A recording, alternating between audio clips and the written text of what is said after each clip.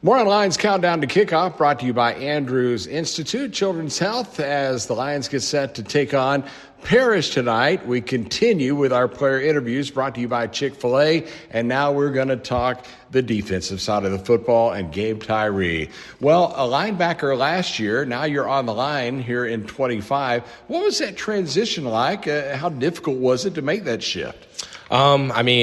I had great coaches this year, last year, Coach Shilly and all those guys, and now Coach Gabe with this new defensive coaching regiment. We practice every day, individual, good reps, going against a great offensive line, as I'm sure everybody in Texas knows. So it's just every day getting those reps, going against great guys, as we like to say here, iron sharpens iron, really just preparing us for Friday nights, tonight being a Thursday. But, we're still ready. Jaden, Eddie, and myself, we just love playing D-line. We get after it in practice every week. So that transition from being a linebacker and being able to move as opposed to down low where, the ball snapped and you're in it right there. What was that like? Last year I kind of played it fast already anyway. I know Coach Shilly used to get on to me about that. But, I don't get to move around as much, but I like to use my speed that I developed last year and in the off seasons on the D-line, try not to let those big guys get their hands on me. What were the differences as far as the methodology? What did you have to learn to do or maybe not do between the two? I had to get a lot better with my hands this year, a lot better striking, a lot better get off. I couldn't be lazy off the ball as I was sometimes last year. I had to get off and punch and make an actual impact on that O-lineman to make a play. Your beginning with football, like all your teammates, started a long, long time ago, and you can go back to your early beginnings. You were actually born in Chicago and played up in that part of the country. I saw a note that you were actually on Coach Mike Ditka's. You got to play with his grandson was what it was, and also Coach Pat Fitzgerald, who people know from Northwestern. You got to play with his son. Now, that was a long time ago. Do you remember anything about that? Barely. I remember maybe the post-game meals, and that was about it. And the practices, I remember not liking to run. And that was really about it. But I know I had a lot of fun playing in Chicago. I know we got to meet the Northwestern guys, Coach Fitz. So that was really cool experiences. I remember all that stuff. But it was really just like the foundation set, for my future. Now, you tried a lot of sports, t-ball, flag football, soccer, swimming, golf lessons. It seems like you were sampling everything. Which ones appealed to you, and how did you wind up with football? I always liked basketball and football the most. I did a lot of things, but I just ended up doing football because that's just what I was really, coming to Texas, obviously, football started to take the main stage for me. And I was never, the tallest guy, so basketball started to fall out of the way. Wish Coach Clarkson could have used me this year. But, football just started to take had more of an impact on me as I started getting in the weight room, get stronger. And I just loved the game. So it was something I loved to do. We always like to talk about family. Your dad, Gabriel, was an active duty Navy man back in the day, back when, when you were born. And of course, your mom, Erica, was going to come into the picture, and they were together in California there. So you had that upbringing. Then you went to Chicago. Then you came here. You wound up at PCA. What was that like, the transition and getting into this environment? Well, I moved all around, dad in the Navy, being deployed here, living with my grandparents for a little bit in Jacksonville. So I moved like 5 times before I got here, and I came here in elementary school, and I'd never been to a Christian school before or anything like that. I'd always gone to church, but it was more of like a, just go on Sundays type of thing. And then I got here, and it was every day, like 5 days a week, church, and it really helped me develop my faith, and I really appreciated everything that happened for me because I used to be quite a bad kid, but, straightened itself out a bit. Was that something that came naturally? Did you feel a change when you knew that the Lord was becoming, a bigger part of your life and you were going to be able to shine your light and help other people? It came as kind of a shock to me because it was it was a wake-up call. I was like, I can't do the things I used to do. I can't act the way I used to act.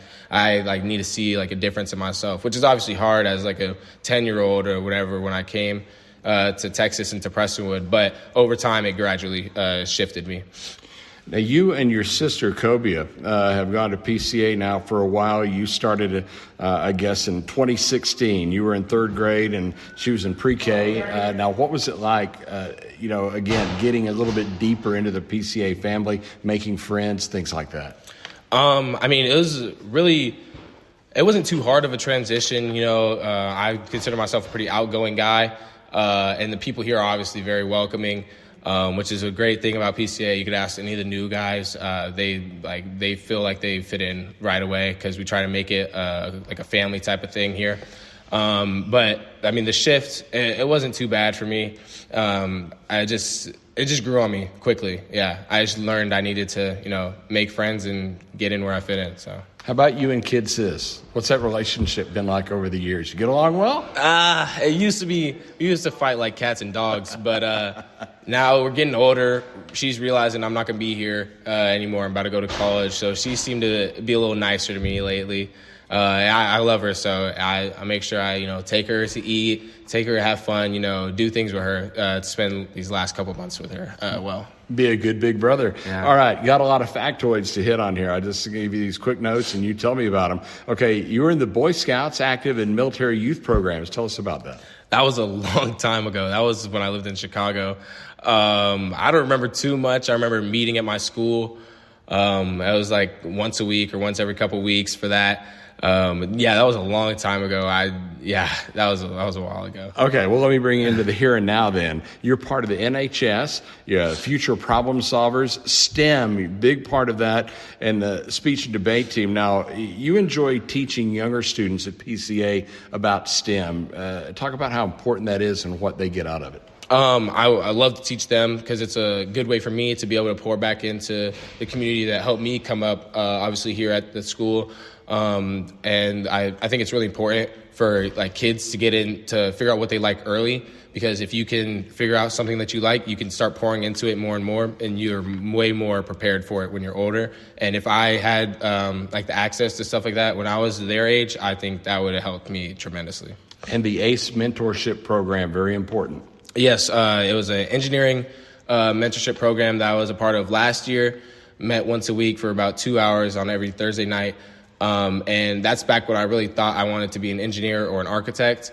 But it was really informative to me because it helped me realize maybe this isn't exactly what I want to do. Now it's shifted my focus more to being a surgeon. Yep, I was just about to say, you took me to that question. Now you're studying pre-med and you do want to be an orthopedic surgeon. Now that's a lot of work, a lot of payoff. So tell me about your decision to do that. Well, I've always worked out, always loved taking care of my body, always been an athlete, obviously. And I know injuries as an athlete are terrible. It's like one of the worst feelings ever. And but one thing that can make it better is knowing you have a good doctor there to help you, and knowing you have a good surgeon who's going to help you get back on the field and play the game you love as soon as you can. And I've always loved science, math, all these different things, and I'm really excited to pursue that career. All right, get you out on this. You've got your mini-master trip coming up. You're going to be going to Kenya. Now, that's a heck of a trip. That should be a lot of fun, very worthwhile. What are your thoughts on that? I look forward to the trip. I think I love hanging out with kids, and so we're going to this thing called Project Lucas, which is like a school for the kids in the area who don't have as much as say we would, obviously. And we get to pour into them and help them out and have fun with them, and then teach them the gospel and really just let them know they're loved, and that and teach them about Jesus and show them what it feels to have the love of God. That's outstanding. Now, does it help a little bit, because you were part of the homecoming court, does it help a bit that your girlfriend, Miss Family, is going to be going on the trip with you? Does that make it a little better?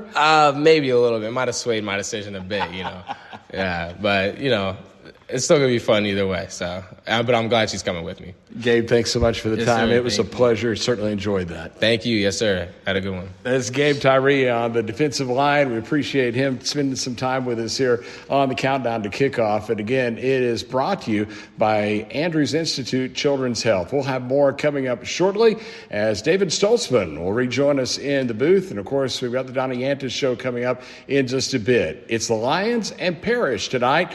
And we'll have more after this timeout. You're listening to Lion Football.